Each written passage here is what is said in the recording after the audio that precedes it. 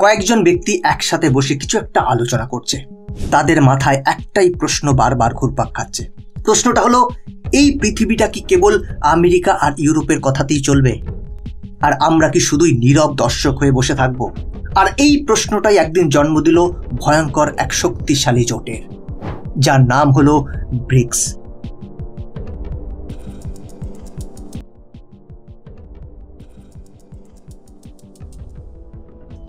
Bricks শুনতে খুব সাধারণ এবং নতুন একটা শব্দ মনে হলেও এই শব্দটার ভেতর লুকিয়ে আছে বিশাল বড় এক পরিকল্পনার ছক, যে আমেরিকা এবং ইউরোপের আধিপত্যের অবসান ঘটাতে পারে, বদলে দিতে পারে পুরো বিশ্বকে। কিন্তু প্রশ্ন হলো, এই ব্রিক্স জিনিসটা আসলে কি? প্রথমে কার মাথায় এলো এই ধারণা, আর কেনই বা এলো? এটি তৈরির পেছনের মূল উদ্দেশ্য কি? যদি এটি চালু হয় তাহলে ডলারের রাজত্ব কি ভেঙে যাবে? আর এটা কি সত্যি আমেরিকা সহ বিশ্ব অর্থনীতিকে বদলে দিতে পারবে? সেই সাথে আরও জানতে পারবেন, ব্রিক্স চালু হলে ভারত, পাকিস্তান এবং বাংলাদেশের লাভ হবে নাকি ক্ষতি হবে। বন্ধুরা, এই সমস্ত প্রশ্নের জবাব নিয়েই আজকের স্পেশাল ভিডিও, তাই শেষ পর্যন্ত সাথে থাকুন। নমস্কার, আমি গৌতম আছি আপনাদের সাথে। 1 অক্টোবর 2001 ব্রিটিশ অর্থনীতিবিদ জিম ও নীল, যিনি কাজ করতেন গোল্ডম্যান স্যাকে, তিনি তার এক বিশ্লেষণধর্মী রিপোর্টে 4টি উদীয়মান অর্থনীতির কথা বললেন, যেগুলো হলো ব্রাজিল, রাশিয়া, ইন্ডিয়া এবং চায়না। আর এই 4টি দেশের নামের প্রথম অক্ষরগুলো মিলিয়েই বানানো হলো ব্রিক। তার এই ধারণা তখন ছিল শুধুমাত্র কাগজে কলমে, বলতে পারেন একটি থিওরির মতো। কিন্তু এরপর যা ঘটল সেটা যেন কল্পনাকেও ছাপিয়ে গেল। 2006 সালে এই 4টি দেশ সত্যিকারের আলোচনায় বসে।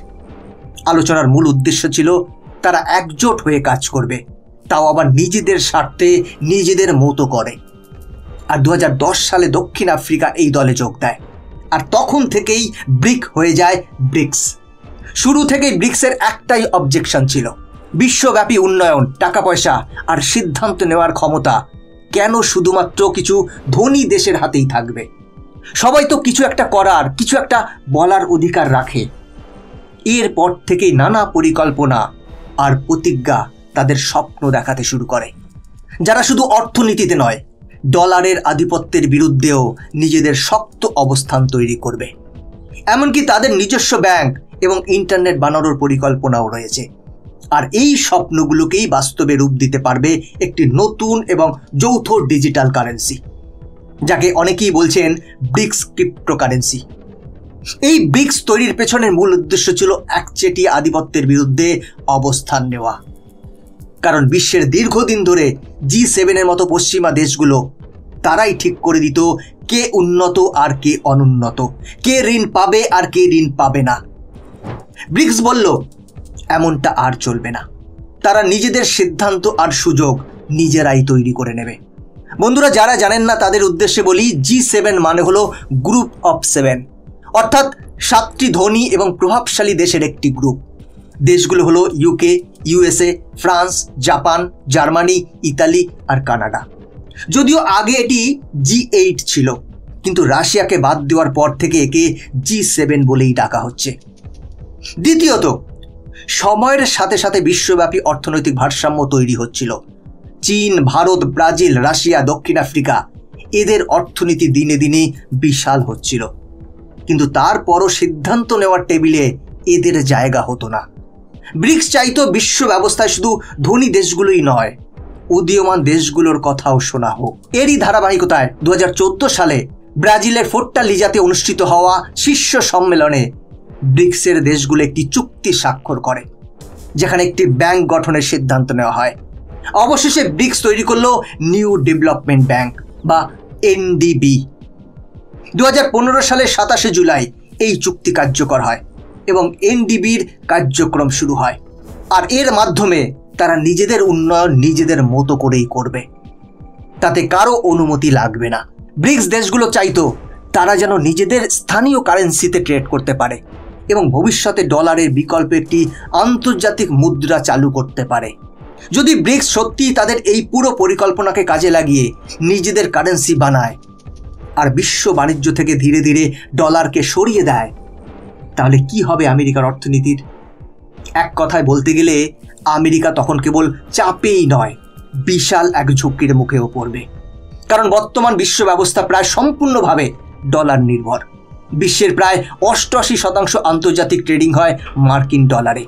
আপনার অজান্তেই আপনার কেনা চাল, ডাল, তেল কিংবা সোনা রূপা সবকিছুর দাম ডলারের রেটের উপর ওঠানামা করে। এটাই আমেরিকার সবচেয়ে বড় অস্ত্র।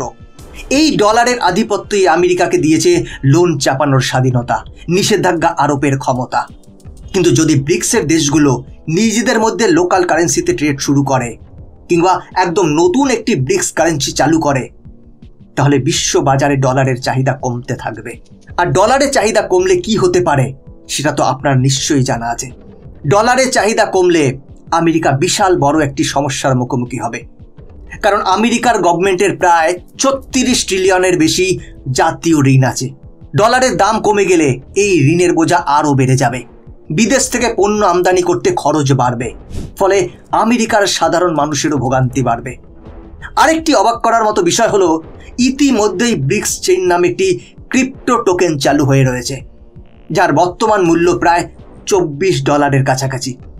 আর 2024 সালের এই টোকেনের সর্বোচ্চ মূল্য ছিল প্রায় $316 মার্কিন ডলার। তবে এখনও ব্রিক্স ইউনিভার্সাল কারেন্সির কোনো অফিসিয়াল লঞ্চ ডেট দেওয়া হয়নি, কিন্তু রিপোর্টে বলা হচ্ছে 2027 সালের দিকেই এটি চালু হতে পারে। ব্রিক্স জোট এখন শুধু চীন, রাশিয়া, ভারত, ব্রাজিল আর দক্ষিণ আফ্রিকার মধ্যেই সীমাবদ্ধ নেই। তারা নিজেদের জোটে সামিল করেছে আরও বেশ কিছু দেশকে, যেমন ইরান, মিশর, সংযুক্ত আরব আমিরাত, ইথিওপিয়া, আর্জেন্টিনা এবং ইন্দোনেশিয়া। সব মিলিয়ে এখন মোট 10টি দেশ। বর্তমানে ব্রিক্সের সম্মিলিত জনসংখ্যা প্রায় 4.5 বিলিয়ন, যারা বিশ্বের 60%-এরও বেশি খাদ্য উৎপাদন করে এবং প্রায় 40% মতো তেল নিয়ন্ত্রণ করে। ব্রিক্স যদি সফল হয়, তাহলে ইতিহাসে প্রথমবারের মতো একটি অল্টারনেট ইকোনমিক সিস্টেম দুনিয়ার সামনে দাঁড়িয়ে যাবে, যার কেন্দ্রে না থাকবে আমেরিকা, না থাকবে তাদের ডলার। এবার জানা যাক, ব্রিক্স চালু হলে বাংলাদেশ আর পাকিস্তানের লাভ হবে নাকি ক্ষতি হবে। বন্ধুরা, শুরুতেই জানিয়ে রাখি, বাংলাদেশ ও পাকিস্তান এখনও ব্রিক্সের সদস্য নয়। তবে 2021 সালে বাংলাদেশ নিউ ডেভেলপমেন্ট ব্যাংকের সদস্য হয়েছে। অর্থাৎ ব্রিক্সের ব্যাংকিং দরজায় বাংলাদেশের পা ইতিমধ্যেই পড়ে গেছে। এই ব্যাংক থেকে বাংলাদেশ ইতিমধ্যেই $325 বিলিয়ন মতো লোন পেয়েছে। এমনকি ভবিষ্যতে আরও অনেক ফান্ড আসতে পারে। এই ব্রিক্স এখনও G7 এর জায়গা নিতে পারেনি, কারণ G7 এর সাথে প্রযুক্তি, সফটওয়্যার, ডলার নিয়ন্ত্রণ, মিডিয়া কভারেজ। আর ব্রিক্সের আছে রাজনৈতিক ভিন্নমত, সীমান্ত বিরোধ আর পারস্পরিক সন্দেহ। চীন আর ভারতের মধ্যে সীমান্ত বিরোধ, রাশিয়া ইউক্রেন যুদ্ধ, এগুলো ব্রিক্সের ঐক্যকে নড়বড়ে করে দিচ্ছে। সব মিলিয়ে এটা এখনো পরিপূর্ণ একটি জোট হয়ে ওঠেনি। তবে যদি কোনো একদিন ব্রিক্স সত্যি G7 এর বিপরীতে পুরোপুরিভাবে দাঁড়িয়ে যেতে পারে, তাহলে সেটাই হবে ডলারের মৃত্যু ঘণ্টা।